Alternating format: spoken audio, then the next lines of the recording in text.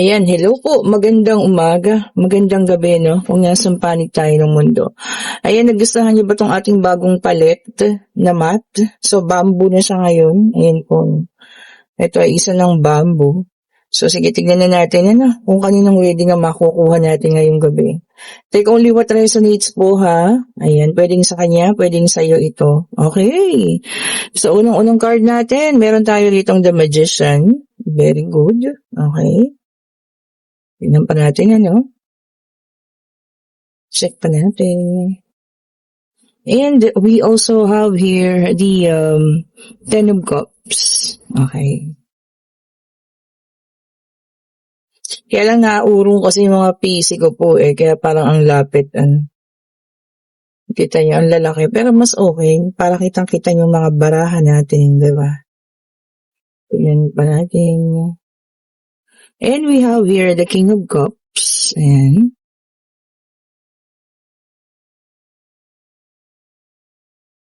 And meron din tayo rito, Seven of Cups. Ayan.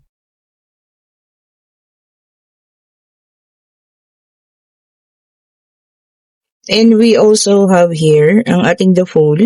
Okay. And meron din tayo rito ang The Hierophant. Okay po.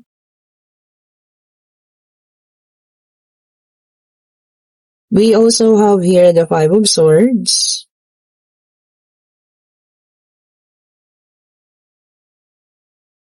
And para sa ating final card, we have here the Chariot. Okay po. So dito kompleto na. May nakikita ako rito na nagdesisyon. Ayan.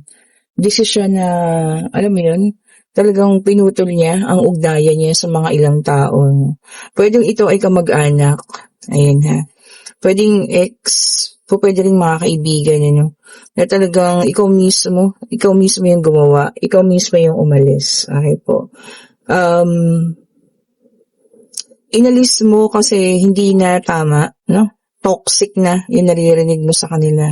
Toxic na yung mga lumalabas sa bibig nila, which is hindi na maganda para sa pandinig mo, no? Tama naman, diba? Kaya sa mahawa ka kung ano yung mga ugali nila, which is good, no? So, ayan, you're now enjoying your freedom. Tama po yan, ha? Minsan nakakaramdam ng parang nagsisisi, especially kung ito yung person mo, no, na talagang kinat mo na siya sa buhay mo. O, ayan, no. Kasi, alam mo yun, parang pakiramdam mo, mali yung ginawa, pero hindi. Tama yun. Alam mo kung bakit? Kasi, yung pakiramdam na binibigay niya sa'yo, no, na parang lagi na lang ikaw na sasaktan, palagi ka na lang na-hurt sa mga ginagawa niya. Siguro, tama naman, mas mabuti yung binitawan mo na at kinat mo na rin. Okay po. And dito rin sa isa na to, family. So kung family member man ito na talagang kinat mo na dahil sobra na. Sabi naman dito, okay yun kasi alam mo yun, para matuto. 'Di ba? Na hindi yung lagi na lang. Siguro ito mga umaasa sa inyo, yung umaasa in a sense na halos hindi na maghanap buhay. Ikaw at ikaw na lang yung inasahan. Kaya ganun, Sabi nga dito, the Hierophant is here, symbolizes church. Sabi nga, turuan mo na mangisda ang mga tao. Huwag mo lang silang bigyan ng isda. O, diba? Tama yun. So, kung ito yung mga taong palaasa sa'yo na hindi na talaga naghanap buhay at ikaw na yung bumuhay, tama lang po yun. Na talagang ngayon, binigyan niya sila ng ultimatum. Siguro sa ngayon, kailangan na rin nilang matuto. At kailangan nilang, alam mo yan, ayusin yung sarili nilang buhay.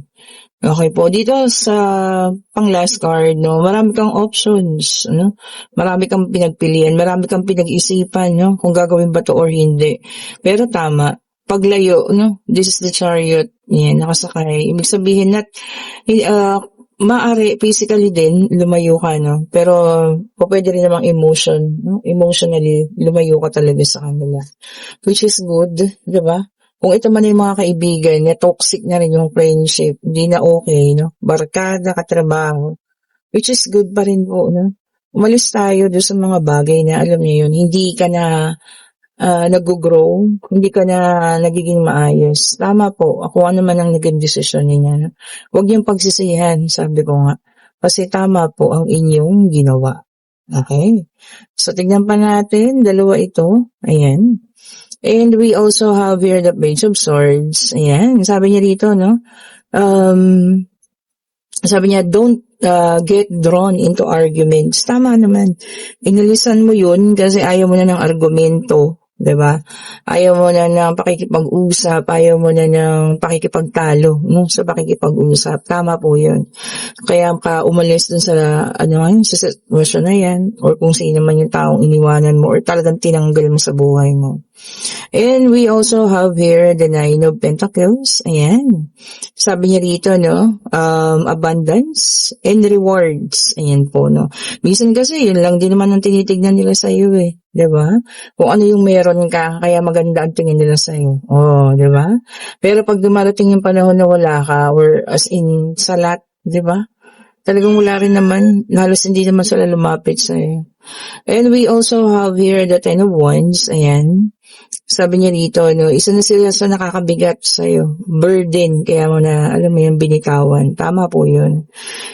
Sabi ko nga, no, once bigat na, hindi na okay, hindi na masaya, hindi na nakakatulong, kaya ano pa man yan, no? Kamag-anak, kaibigan, partner, ex, no? Kailangan na sigurong bitawan. And we have here the Lovers, and this is your major choices. Oh, di ba naman?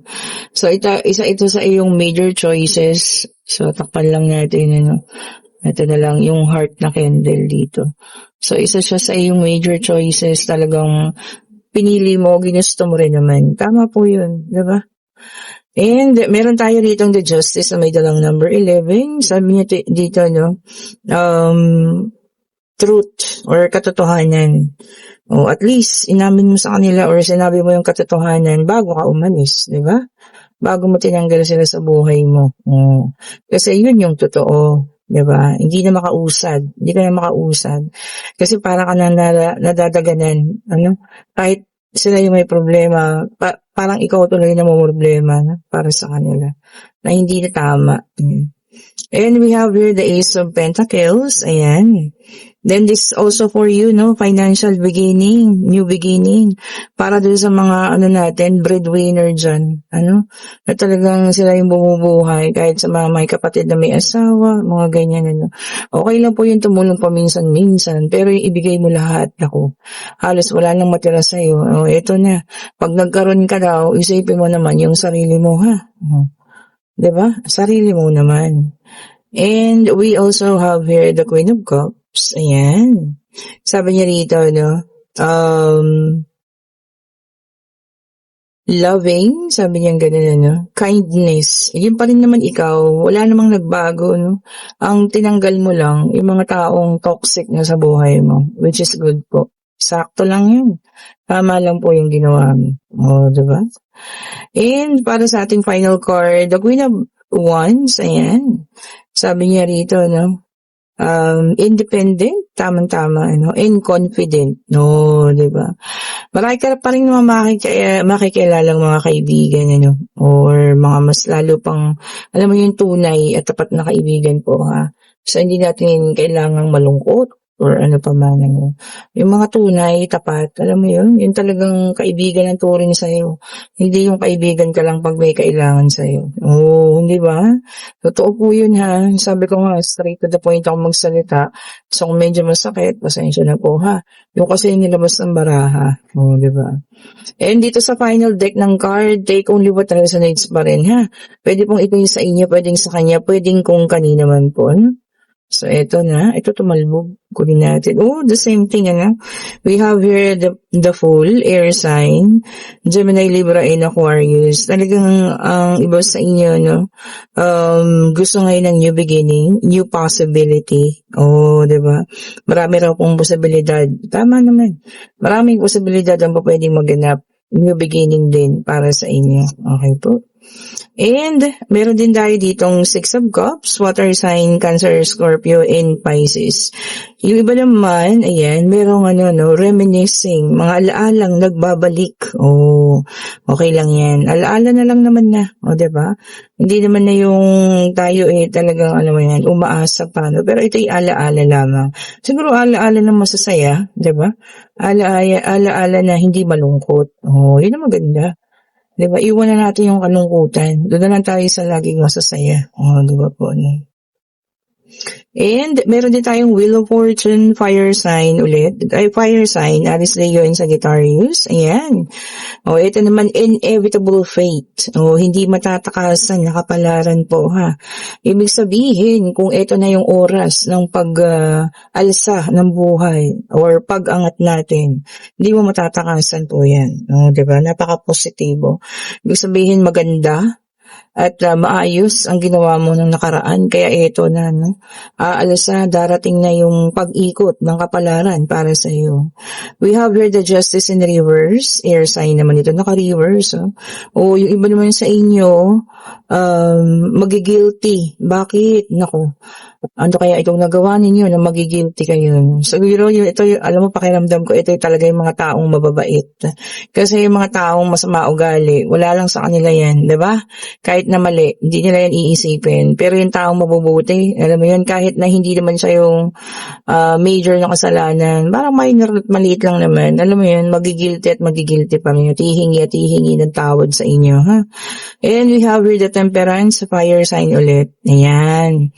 Everything in moderation, sabi niya, no? Hinay-hinay lang po, ha? Baka Lunes pa lang, yung pagod ninyo, nasa Biyernes na. O, hinay-hinay po, ha? Baka sinagad na naman ang pagtitrabaho. Hinay-hinay po. And we have here the Eight of Swords, Gemini, Libra, and Aquarius, air sign ulit. Ayan. Meron tayong mga naiisip na parang negativity o kung ano man po ito, no? Yung negative thoughts na pumapasok sa isip ninyo, wag po, ha? Yung mga kunyari, may aalis na isang tao, parang naisip na, baka ma-aksidente, wag po ganun, ha? Mas mainam pa na, mas sabihin nyo na, mag-ingat. Diba? Ganun. Kaysa yung sa isip mo lagi yung ganun, negative thoughts. Ayan po, ha? And we have here the Empress, Earth sign. So, the Hermit pala, Earth sign. Lumabas na po lahat ng zodiac sign, ha? Ang mga Earth sign ay Taurus, Virgo, and Capricorn. Naku, sabi naman dito, ng iba sa inyo magkakaroon ng resignation. Baka meron naman ng backup plan. Okay lang yun, mag-resign kung meron backup plan, di ba? Kung ayaw na talaga, hindi na kaya, bakit naman natin pipigilan, di ba? No? Basta yung may backup plan kayo. Kung meron ng kasunod, ganyan, ang dahil naman ito. Balik po natin, ha? Isa na lang ang ating kailangan. Okay lang yun. Magplano kayo ng resignation basta meron kayong, kumbaga, backup ninyo, may lilipatan na ba, magnenegosyo, ganyan, di ba? So, okay lang po yan. Or talaga napagod na, kailangan mo na pahinga, di ba? May mga ganun eh. And we have here the Nine of Pentacles, Earth sign ulit, Taurus, Virgo, and Capricorn. Sabi niya rito, no? Contentment or kontento ka lang sa lahat ng mga bagay na nare-receive mo, financial man yan, pag-ibig man yan, or kung ano man yun. Basta kontento ka, di ba? Mas maganda yung ganun. Kontento ang isang tao kaya sa'yo naghahangad pa ng sobra-sobra. Lalo na, tapos iba naman, hindi naman kailangan. Di ba po? Eto na, kayo po yung magtanong na. Pag-ibig pangyayari, financial, ayan. Kung ano man po ang nais niyo malaman, Divine Universe, anong isasagot mo po sa kanilang katanungan? Isa lang po, ha? Isang kasagutan man lang. Ayan. Medyo natagalan yata ulit, ha? Masasarap na yung tulog nila. Lakas ng ulan kanina po, sobrang init maghapon. Tapos sumobra naman yung lakas ng ulan. Mag-ingat po kayo, ha? At paparating na raw po ang bagyo. Sana po, alam niyo yun, iligtas tayo kung ano man ang paparating na naman na ito, nature, kumbaga nga, or natural na calamity. And we also have here the Six of Wands, and yes po ang sagot. Oh, eto no, yung iba sa inyo, marirecognize, maaaring magaling sa trabaho, 'di ba? So pwedeng bigyan ng awards, ayan, bigyan ng achievement, no, parangal, o kung ano man po ha, kung ano itong ibibigay sa inyo na yan. O sana may kasamang cash, 'di ba? O 'di ba, no? Di mas lalong masaya kapag ganun. Okay po. And kung kayo yung nasa situational reading naman, no, na parang nagi-guilt din, no? Yun nga yung kanina, no, nakakaramdam ng guilty. Sabi ko nga mababait na tao kayo eh. Kasi kahit ganun lang yung ginawa ninyo, parang nagi-guilty kayo, no? Hindi po. Para sa akin, tama yung ginawa mo. Kasi kung sa pakiramdam mo, sobrang bigat na nilang dalhin. Mas maganda po yun na, alam mo, yung putulin na, yung, relasyon o kung ano man ang, pakikisama sa kanila. Especially kung ito po yung mga kaibigan na hindi naman tunay na kaibigan kasi nakakabigat. O, diba? So, kung ano't ano man po ha, ang inyong naging desisyon, tama po yan. Huwag ninyong pagsisihan at alam niyo yan, move forward na tayo. Okay po, move forward na. Ayan, kung nagugustuhan yung ating reading, pa-like, pa-share, pa-subscribe, and hit the notification bell para lagi kayong updated sa mga bagong videos na nire-release natin. Sa lahat ng may gusto ng ating mga bracelet, naggagandahan, nandiyan sila.